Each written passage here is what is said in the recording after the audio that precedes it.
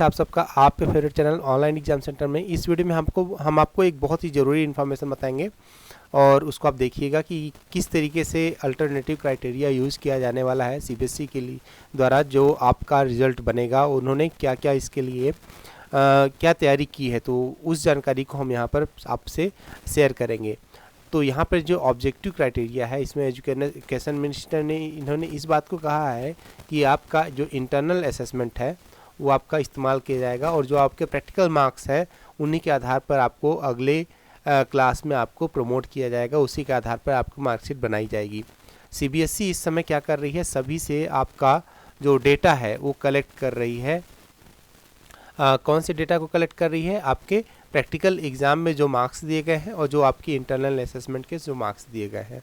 अब जो टीचर है उसके पास भी तो कुछ बेसिस होना चाहिए जिसके बेसिस पे वो आपको मार्क्स अलॉट कर सकता है। तो टीचर ने जो मार्क्स दिए होंगे आपको, वो आपके जो प्री बोर्ड एग्ज़ाम्स हुए होंगे, आपके जो हाफ ईयरली एग्ज़ाम्स हुए होंगे, उनके बेसिस पे उन्होंने आपको मार्क्स दिए होंगे, या फिर उन्होंने आपको 9th क्लास में जिस बेसिस पे पढ़ाया होगा तो आपके 9th क्लास के रिजल्ट को भी कंसिडर करके आपको मार्क्स अलॉट किए गए होंगे। तो सीबीएसई यहाँ पर सिर्फ इंटरनल असेसमेंट के आधार पर आपको मार्क्स अलॉट करने वाली है। बट यहाँ पर एक समस्या ये भी है कि ऐसे में तो टीचर कुछ भी मार्क्स दे सकते हैं, तो फिर उसको चेक करने के लिए यहाँ पे सीबीएसई ने अलग भी कुछ अलग से क्राइटेरिया यहाँ पर डेवलप किया है जिससे वो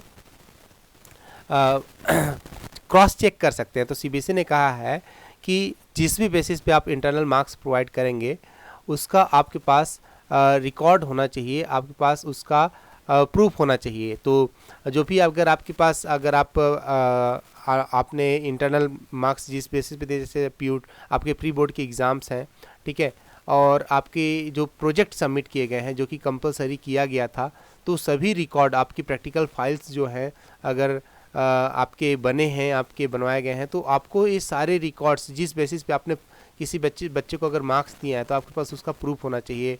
आपका बच्चे का पुराना कोई भी रिजल्ट, ऐसा नहीं होना चाहिए कि बच्चे का कोई भी डाटा नहीं है और आपने उसको ओवरऑल फुल मार्क्स अलॉट कर दिए हैं, तो ऐसा बिल्कुल भी अलाउ नहीं होगा। बट हालांकि इसमें दिक्कत ये होगी कि बहुत सारे बच्चों के जो मार्क्स होंगे उनके एक्सपेक्टेशन से थोड़े अलग हो सकते हैं, तो आपको उसमें परेशान नहीं होना है।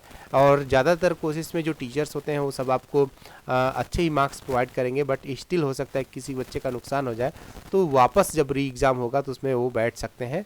बट 10th में ऐसा फ़िलहाल तो ये है कि आपको जो आपके इंटरनल असेसमेंट हैं उन्हीं के बेसिस पे आपको प्रमोट किया जाने वाला है, उसी के बेसिस पे आपका रिजल्ट बन रहा है। इसमें टीचर्स को एक बात का ध्यान रखना है कि जो भी डाटा आप देते हैं उसका आपके पास प्रूफ होना चाहिए, क्योंकि सीबीएसई ने रिटन आपसे मांगा है कि आप जो भी मार्क्स अलॉट करेंगे उसके पास उसका कोई ना कोई रिटन प्रूफ होना चाहिए।